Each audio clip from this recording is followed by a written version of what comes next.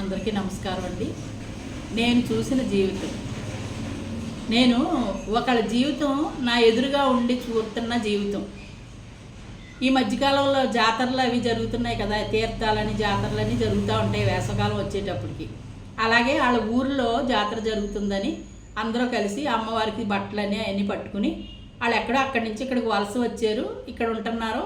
సంవత్సరానికి ఒకసారి ఆ ఊరు వెళ్ళి అక్కడ ఆ కార్యక్రమాలు చూసుకుని వస్తూ ఉంటారు. అలాగే వెళ్ళారు, చుట్టాల బంధువులు, కోళ్ళ కొడుకు అందరూ కలిసి వెళ్ళారు. అక్కడ ఇంకా వీళ్ళకి సంబంధించిన వాళ్ళు ఉంటారు కదా, వెళ్ళారు. అక్కడికి వెళ్ళిన తర్వాత వృద్ధురాలు అయిపోయిన పెద్ద ఆవిడ్ని వాళ్ళ ఇంట్లో వాళ్ళకి లోకు అయ్యేలాగా గత స్మృతులు తలిసి కోడలో మాట్లాడిన మాటలకి ఈ ఈ ముసలావిడి మంచాన్న పట్టే పరిస్థితికి వచ్చింది. ఏంటి, మెదలకుండా మాటలు లేవు, ఇద్దరికీ పడదో, ఎవరి పని వాళ్ళు చూసుకుంటే ఎవరికి ఎటువంటి ఇబ్బంది ఉండదు కదండి. అలాగా ఎవరి దారిని వాళ్ళు ఉండాలి తప్ప సూటిపోటి మాటలు మాట్లాడకూడదు. 10 మంది ఒక జాతర జరుగుతుందంటే ఒక్కొక్కళ్ళ ఇంట్లో బోల్డ్ మంది చుట్టాలు బంధువులు ఉంటారు కదా.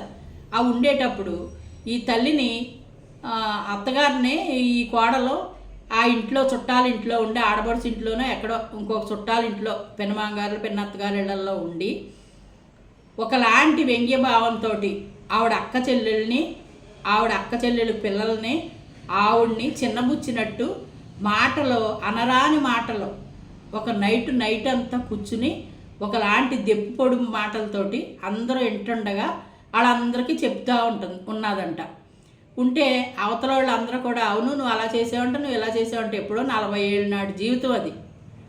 ఇప్పుడు వయసు అయిపోయింది, 80 ఏళ్ళు దగ్గరికి వచ్చేసింది. ఇంక ఇప్పుడు అప్పుడు గత స్మృతులతోటి ఇంక పనే ఉందండి. ఇప్పుడు బతకాల్సింది ఏంటనేది చూసుకోవాలి. ఇప్పుడు చూసేవాళ్ళు లేరు. తను బతుకుతుంది, ఎవరిని ఆశించదు, శుభ్రంగా బతుకుతుంది. తనకు వరకు తనకు పర్వాలా, ఎవరో పెట్టాలి పొయ్యాలని అనుకోదు. తనకు కలిగి ఉంటే పట్టుకెళ్ళి ఎవరికైనా పెడుతుంది.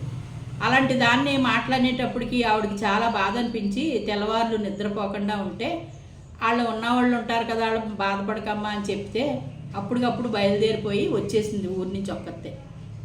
నేను అప్పుడు అడిగాను, మామ నీకు తలది అది ఒకలాగా ఉన్నావు, మొహం అది వాసిపోయి ఉన్నావు, ఒంట్లో బాగాలేదా ఏంటి అని అడిగాను. అడిగితే బోరుమని ఏడిసి ఈ స్టోరీ అంతా చెప్పింది నాకు.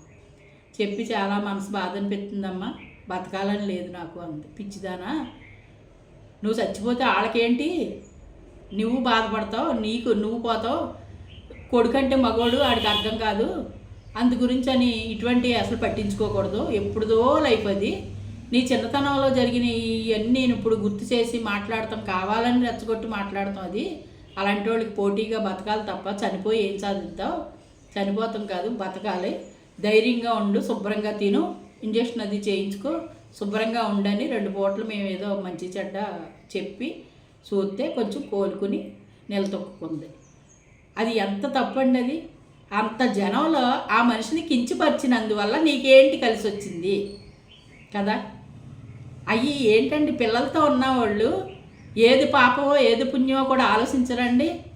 మనం దేవుడికి దండం పెట్టుకుంటున్నాం, కొబ్బరికాయ కొడుతున్నాం, దీపం పెడుతున్నాం, గుడికి వెళ్తున్నాం, గోపురానికి వెళ్తున్నాం.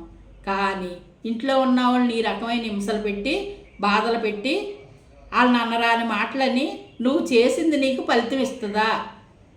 దీనికి ఒక్కసారి మీ అందరూ కామెంట్లు పెట్టండి నాకు, నేను అడిగిన దానికి.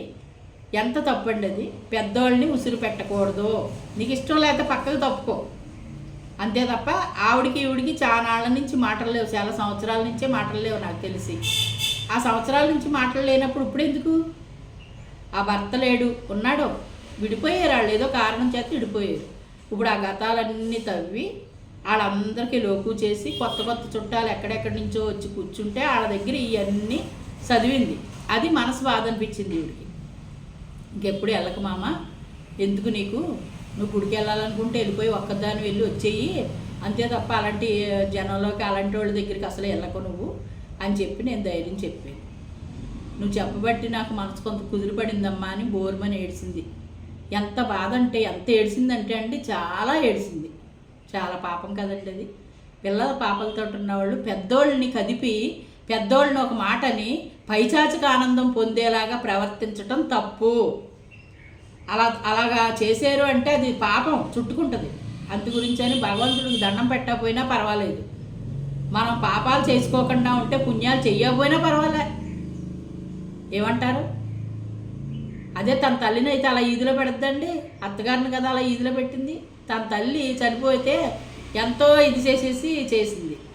ఏదన్నా అంటే మొగుడు ఏదన్నా అంటే నా అమ్మని చూడాలి కదా అంటే, నీ అమ్మని చూస్తే నా అమ్మని కూడా తీసుకొచ్చి ఇంట్లో పెట్టుకుంటాను అనేసి చెప్పిందంట. అంటే ఎంత ఎలా ఉందో చూడండి, అంత గడుగ్గా అనమాట.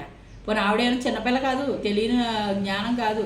ఆవిడకే 50 ఏళ్ళు వచ్చేసినట్టు వచ్చేసింది. 45 50 ఏళ్ళు ఉంటాయి, 50 ఏళ్ళు ఉంటాయి ఆవిడకి. ఎందుకు వచ్చినాయి అండి? లైఫ్ ఎన్ని రోజులు ఉంటాం, ఎన్ని రోజులు బతుకుతాం?